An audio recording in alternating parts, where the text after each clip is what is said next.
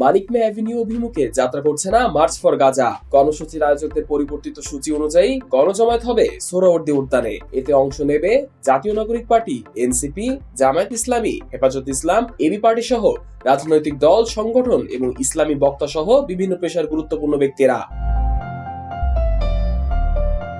12 April আয়োজিত March for Gaza কর্মসূচিতে এর আগে অংশগ্রহণকারীদের নিয়ে শাহবাগ থেকে মানিক মে অ্যাভিনিউ পর্যন্ত মার্চ হওয়ার কথা ছিল। তবে নতুন সিদ্ধান্ত অনুযায়ী 12 এপ্রিল বেলা 3টায় সোহরাওয়ার্দী উদ্যানে গণজামায়াত করা হবে।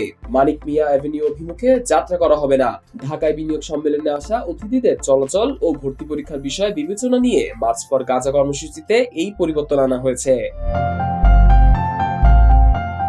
প্যালেস্টাইন সলিডারিটি মুভমেন্ট বাংলাদেশ নামে একটি প্ল্যাটফর্ম ফেসবুকে মার্চ ফর গাজা নামে একটি ইভেন্ট তৈরি করে। এতে প্রায় ৭৫,০০০ মানুষ আগ্রহ দেখিয়েছেন এবং প্রায় ৭,০০০ মানুষ অংশ নেবেন বলেও জানিয়েছেন। আয়োজকদের দাবি, ফিলিস্তিনের পক্ষে ঢাকায় এটি হবে সবচেয়ে বড় জমায়েত। এই জমায়েতে সভাপতিত্ব করবেন জাতীয় মসজিদ বায়তুল মোকাররমের খতিব মোহাম্মদ আব্দুল মালেক।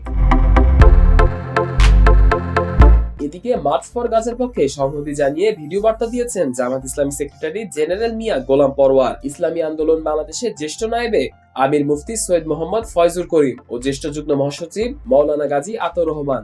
সেই সঙ্গে এবি পার্টির চেয়ারম্যান মুজিবুর রহমান, খেলাফত মজলিসের মহাসচিব আহমদ আব্দুল কাদের, বাংলাদেশ জাতীয় পার্টির চেয়ারম্যান আন্দালিব রহমান পার্থ, ইসলামী ঐক্য জোটের মহাসচিব মাওলানা সাখাওয়াত হোসেন রাজি, গণ অধিকার পরিষদের সভাপতি নুরুল হক ও সাধারণ সম্পাদক রাশেদ খান, আপ বাংলাদেশের প্রধান উদ্যোক্তা আলিয়া হোসেন জুনায়েদ, জাতীয় নাগরিক পার্টির মুখ্য সংগঠক হাসনাত আব্দুল্লাহ কর্মসূচির পক্ষে বার্তা দিয়েছেন।